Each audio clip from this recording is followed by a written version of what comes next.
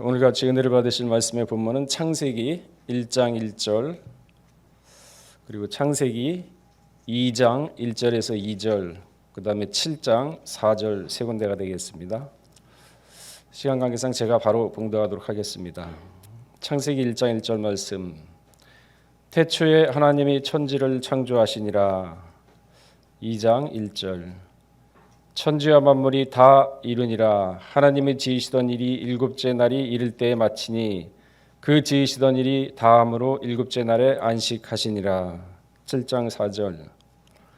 지금부터 7일이면 내가 40주야를 땅에 비를 내려 나의 지은 모든 생물을 지면에서 쓸어 버리리라. 이는 하나님의 말씀이니라. 아멘. 오늘 제목은요, 태초에 하나님이 천지를 창조하시니라 라는 제목으로 이 시간에 하나님의 말씀을 잠시 상고하도록 하겠습니다. 패는 칼보다 강하다는 말이 있습니다. 이 말의 의미는 여론에 호소하는 것이 무력을 사용하는 것보다 더 위력이 있음을 표현하는 아마 그러한 뜻일 겁니다. 그러나 때로는 한 장의 사진이 수백 편의 글보다 더 위력이 있을 때가 있습니다. 그것은 아마도 그 사진이 가지고 있는 함의적인 이미지가 글보다 더 설득력이 있기 때문이 아닐까 이렇게 생각을 해봅니다. 이처럼 함의적이거나 상징적인 것들로 사람들의 이해의 폭을 넓혀서 지식을 넓혀주고 또한 정보를 알려주는 데 사용하고 있죠. 일례로 대한민국 국토를 설명하라 그러면은 어떻게 설명을 하시겠습니까? 중국이 북한과 국경을 두고 삼면이 바다고 이렇게 설명하는 것보다 백두에서 한라까지 이 한마디면은 다 설명이 되죠. 그 안에 수도가 있고 대전도 있고 부산도 있고 또한 대한민국이 경제대국 10위로 올라서는데 어떠한 과정을 거쳤는가. 70년대에 경제개발 5개년이 있었고 새마을이 있었고 이렇게 설명 안 해도요. 박정희 한마디면은 해결이 다 되죠. 다 이해가 됩니다. 이순신 하면은 임진왜란 때 선조시대 때 벌써 이름 하나에 벌써 그 시대의 모든 문화와 사회적 상황이 정치적 상황이 다 나오지 않습니까? 이래서 사람들은 상징적이고 함의적인 것들을 사용해서 이해의 폭을 넓히고 있죠. 성경도 역시 마찬가지입니다. 함축적인 단어를 사용해서 하나님의 존재와 그 역사를 전달하고 있죠. 여러 가지 함축적인 의미들이 성경에 있겠지만은 오늘은 7이라는 의미에 대해서 잠시 살펴본 후에 말씀을 이어가도록 하겠습니다. 오늘 본문에도 7이라는 의미가 많이 나오죠. 7이라는 숫자를 좀 더 깊은 의미를 우리에게 가져다 준 계기는 아무래도 창세기 13장 14절에 말씀이 아마 처음 시작된 게 아닌가 이렇게 생각을 해봅니다. 롯이 아브라함을 떠난 후에 여호와께서 아브라함에게 이르시되 너는 눈을 들어 너 있는 곳에서 동서남북을 바라보라. 동서남북 사죠. 우리는 사로 알고 있습니다. 그러나 우리가 조금 생각을 좀 넓혀가지고요. 단순히 지구상에 있는 땅덩어리 사라는 의미가 아니라 하늘과 반대되는 하늘과 대비되는 그러한 사의 개념으로 이해하시면은 성경을 이해하는데 조금 더 폭이 넓어지실 겁니다. 단순히 땅이 아니라 땅의 차원의 사를 얘기하는구나.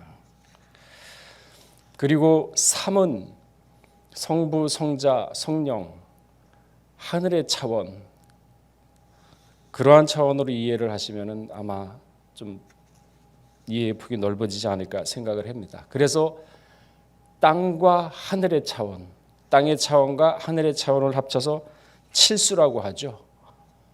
그래서 이 칠수를 완벽하다고 얘기하는 겁니다.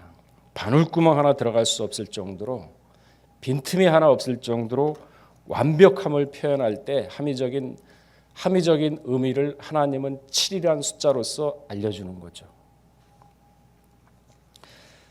말로 형용할 수 없는 흠잡을 데가 없는 완벽함, 그거를 우리는 성경에서 7이라고 표현하고 있는 것을 볼 수가 있습니다. 그래서 이 7을 하나님은 표현할 때 창세기 1장 31절에 뭐라고 표현하고 있습니까? 하나님이 보시기에 심히 좋았더라. 심히 좋았더라. 그냥이 아니라 심이라고 표현하고 있습니다. 그래서 그 심히 좋았더라, 완벽한 창조를 알려주기 위해서 제7일 날 안식을 하신 거죠. 이 안식은 많은 일을 해서 피곤해서 쉬는 것이 아니라 완벽한, 빈틈없는, 만족한, 그래서 심히 보기에 좋았기 때문에 그 끝냄을 표현하는 것이 안식일이죠. 마지막 때 우리도 안식일에 들어가야겠죠.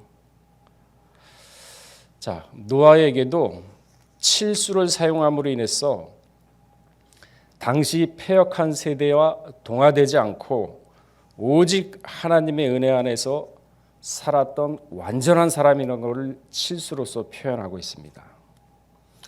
7장 4절에 지금부터 7일이면 홍수가 있으리라. 여기서 7은요, 물론 하나 둘 셋 넷 일곱 날짜도 있지만은 그거보다 좀 더 함의적인 의미, 상징적인 의미는 무엇이냐?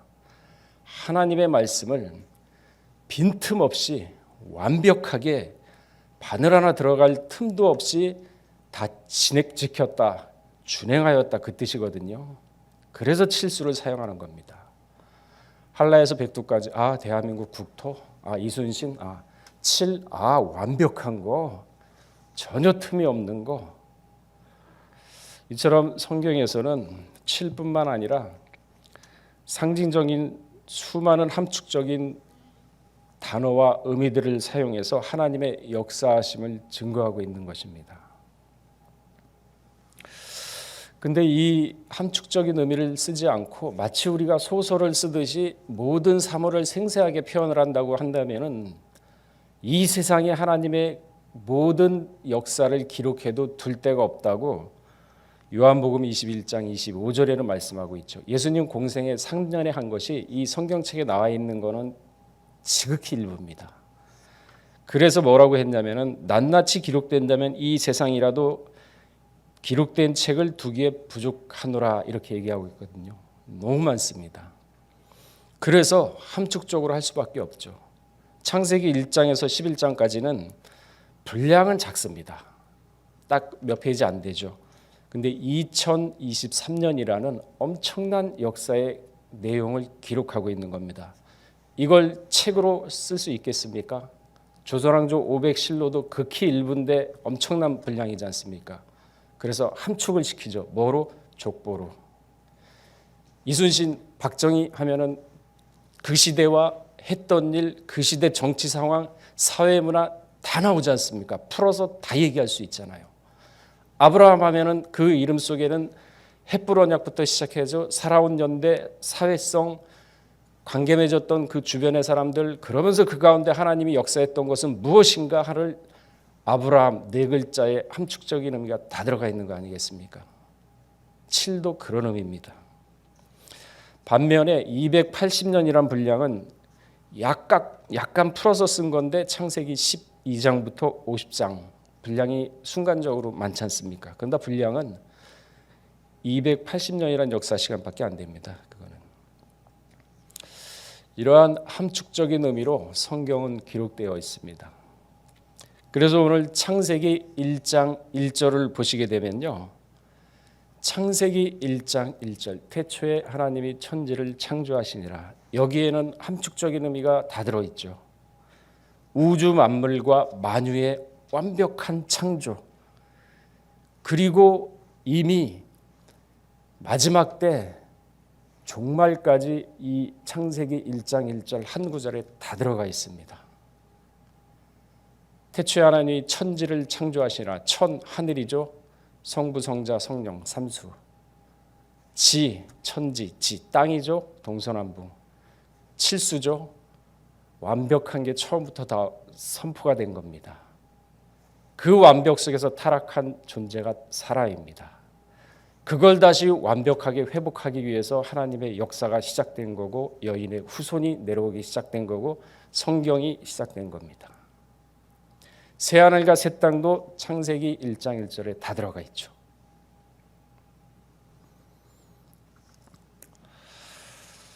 우주 만물은 이미 이렇게 완벽하게 절대 흠잡을 수 없는 아주 온전하게 창조가 된 것입니다. 자, 이사야 46장 10절에 보시면은 뭐라고 기록하고 있습니까? 내가 종말을 처음부터 고하며 아직 이루지 아니한 일을 옛적부터 보이고 이르기를 나의 모락이 설 것이며, 종말을 처음부터 구했다고 분명히 이사야 46장 10절에 말씀하고 있죠.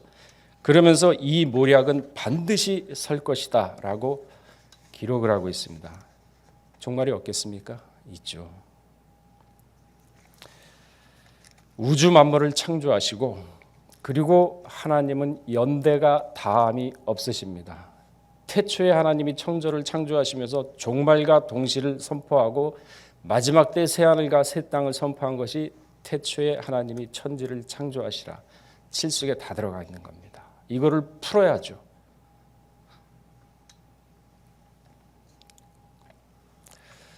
그렇다면 우리가 하나님의 존재를 과연 얼마나 알고 있습니까? 여러분들이 생각하는 하나님의 존재, 성경을 보시고 하나님을 어느 존재로 알고 있습니까? 창조와 동시에 종말을 구했던 하나님인데 시간과 공간에 제약이 없으세요. 히브리서 1장 12절에 보면은 연대가 다함이 없다 그러셨죠. 연대가 다함이 없다. 참 많이 들었습니다. 무슨 뜻인가? 연대가 다함이 없다. 빌립보 2장 6절에 보시면요, 예수님은 하나님의 본체라고 했죠.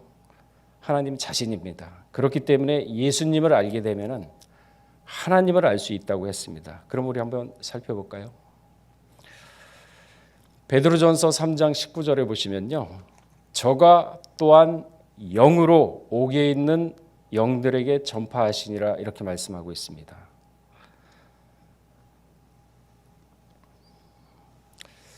예수님은요, 언제 돌아가셨냐면은 주후 29년 니산월, 종교력이죠. 1월입니다. 1월 13일 제3시, 그러니까 오전 9시 십자가에 달리셨습니다. 그리고 제9시 오후 3시에 돌아가셨죠. 그러니까 무덤에는 13일부터 15일 그 사이에 계셨습니다. 주후 29년 니산월 13일부터 15일 사이에 3일간, 약 3일간 무덤에 계셨었죠. 근데 좀 전에 읽으셨던 베드로전서 3장 19절에 뭐라고 얘기하고 있습니까? 영으로 옥에 있는 영들에게 전파하러 갔다 그랬습니까? 이 영들은 누굽니까? 노아 시대 때, 홍수 때 죽었던 영들입니다. 노아가 언제 일어났습니까? 홍수가 주전 2486년에 일어났습니다. 그러니까 29년을 더하면은 2458년이라는 과거로 돌아가신 겁니다. 타임머신이 있나요? 과거로 돌아가셔가지고 그 영들이 옥에 들어가 있으니까 전파를 하신 거예요. 연대가 다함이 없으신 분이세요. 그리고 또한 부활하신 후에 신령한 몸으로 변화가 됐었죠. 변화가 됐는데 요한복음 20장 19절에 보시면은 안식 후 첫날 저녁에 제자들이 유대인을 두려워하여 모인 곳에 문을 닫았더니 예수께서 오사 가운데 서서, 제자들이 두려워서 창문이고 뭐고 꽁꽁 다 닫고 막아버렸는데 예수님이 들어왔습니다. 시간 공간 제한이 없으세요. 여러분들 우주복 입고서 우주 가지만은 신령한 변화체는 그렇지 않습니다.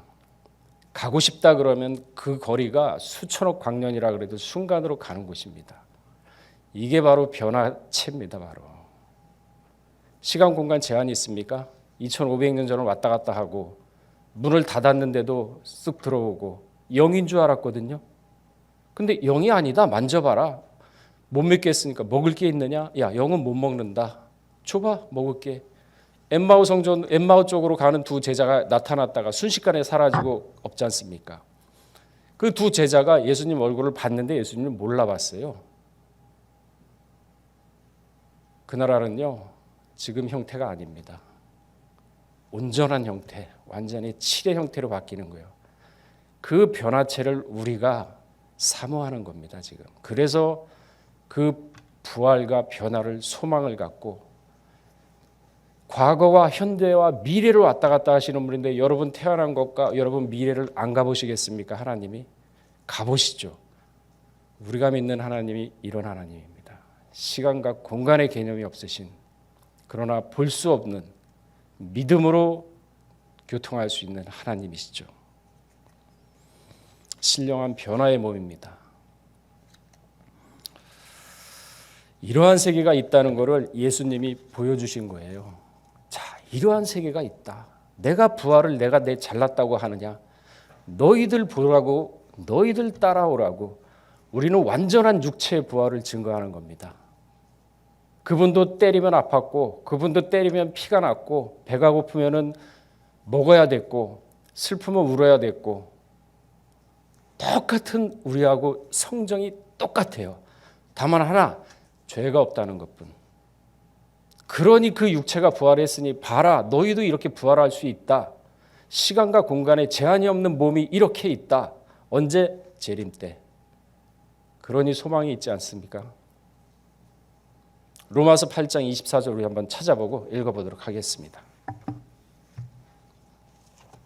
그러니까 세상에 살아가면서 사소하고 아웅다웅할 필요가 없어요.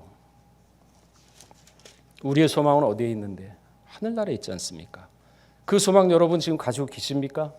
아, 그런 변화가 있구나. 마지막 때 그렇게 부활을 하는구나. 이 세상에서 그런 수고와 고난을 당해도 나는 그런 변화체가 있구나. 그 소망 여러분 지금까지 가지고 살고 있습니까? 자, 읽어보겠습니다. 8장 24절 시작. 우리가 소망으로 구원을 얻었음에 보이는 소망이 소망이 아니니 보이는 것을 누가 바라리요. 소망으로 구원을 얻었다 그래서 그 소망 가지고 계셔야죠. 눈앞에 작은 이익에 허덕허덕거리면서 거기에 정신과 마음 다 뺏겨가지고 적당히 세상에 동화돼서 살고 하나님의 말씀은 다 팽개쳐버리고 그 마지막 때는 어떻게 하시려고 그래요? 연대가 다함이 없으신 분이세요. 그러니까 마음을 넓게 가지세요. 이 말씀을 받으면 넓게 가질 수밖에 없지 않습니까? 소망 잃지 마시고. 그러니 베드로 후서 3장 8절에 뭐라고 얘기하고 있습니까? 하루가 천년 같고 천년, 연대가 다함이 없이 왔다 갔다 하는데 천년을 하루처럼 쓰실 수 있어요. 우리는 24시간밖에 못 쓰지 않습니까? 하나님은 하루를 천년을 쓰실 수가 있어요. 그러니까 이런 얘기를 하는 거 아니겠습니까? 요한복음 3장 31절에도 보면요. 오시는 이는 만물 위에 계시고 그럼에도 불구하고 이 우주 만물 안에 계시는 게 아니라 밖에 계시다고 얘기하지 않습니까? 그 전지전능 하나님이 뭐가 이 피조물 벌레만도 못하고 먹고 싸고 하는 이 벌레만도 못하고 조금만 건드려 놓으면 욱하고 하는 죽어도 100번 죽어도 1000번 죽어도 마땅한 이 전지전능한 하나님 왜 이 인간 찾아와 이렇게 고생을 하세요? 예수님을 왜 보냈겠습니까? 사랑하기 때문에. 아가페 사랑이기 때문에.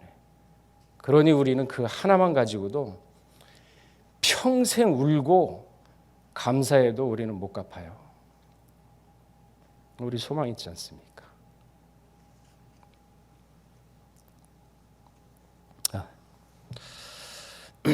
말씀을 정리하겠습니다.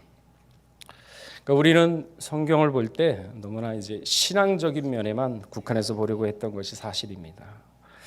그러나 창세기 족보에 보거나 이제 3권의 언약의 등불에 보면은 우주 만물에 대해서 기록하고 있죠. 이것은 성경이 우주 만물에 대한 창조와 인류의 기원 그리고 구속사와 변화 나아가서 우주적인 새 창조를 알려주고 있다는 것을 우리에게 가르쳐주고 있는 것이죠. 우주적인 시작과 끝을 기록한 책이 바로 성경입니다. 신앙에만 국한되어 있는 것이 아닙니다. 우리가 너무 지금까지 협소하게 봤어요. 하나님 하면 막연하게 봤죠.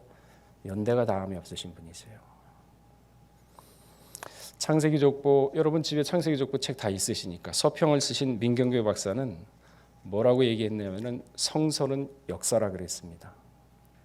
그러면서 신앙을 종교적인 차원에서 머물러 있게 하지 않고 역사적 삶으로 생태화시키고 보편화시켰다고 하면서 구속사 시리즈를 새 지평을 넓혔다고 극찬을 하고 있습니다.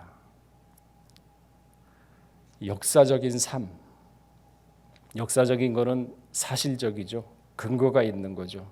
사실이지 않습니까? 노아 시대 때 간 거, 연대를 계산해 보면 시간까지 다 나오지 않습니까? 왔다 갔다 했어요.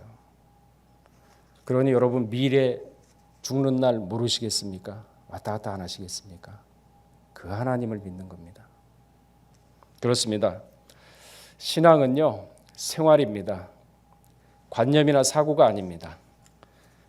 그렇기 때문에 올바른 신앙을 가진 사람은 생활이 다릅니다. 올바른 신앙을 가진 사람은 마음이 바뀝니다. 잠언서 4장 23절에 그 말씀이 있죠. 마음을 다스려. 마음이 바뀝니다. 생각이 바뀝니다. 마음이 바뀌면은. 생각이 바뀌면은 생활이 바뀝니다. 생활이 바뀌면은 습관이 바뀝니다. 올바른 신앙을 가진 사람은 습관이 바뀌면은 사람 자체가 새 사람이 됩니다. 그래서 그 사람은 주보 가지고 여기 가서 아파트 돌아다니면서 전도하지 않아도 생활 자체가 그리스도의 향기를 품기 때문에 주변 사람들이 모입니다. 아, 저 사람은 뭐를 가지고 있길래 저렇게 말과 행동이 올바르고 믿을만하고 입에 거짓이 없는가. 평강제일교회당인데 그래 한번 다녀보자. 생활 가운데 그리스도의 향기를 품는 신앙이 올바르면 신앙은 곧 생활입니다. 머릿속에 있는 게 아닙니다. 관념이 아닙니다. 사고가 아닙니다. 생활이 바뀌면 신앙이 생활이기 때문에 그게 바뀌면 그리스도의 향기를 내뿜게 되어 있습니다. 사람을 옛사람에서 새사람으로 변화시키는 거죠. 이 성경 말씀은 우주적 차원의 말씀입니다. 예수님도 마가복음 2장 22절에 세술은 세푸되느라 그랬죠. 잠언서 15장 23절에도요. 사람은 그 입의 대답으로 말미암아 기쁨을 얻나니 때에 맞는 말이 얼마나 아름다운고. 지금 그런 때입니다. 신앙이 바뀌어야 될 때, 올바른 신앙을 가져야 될 때.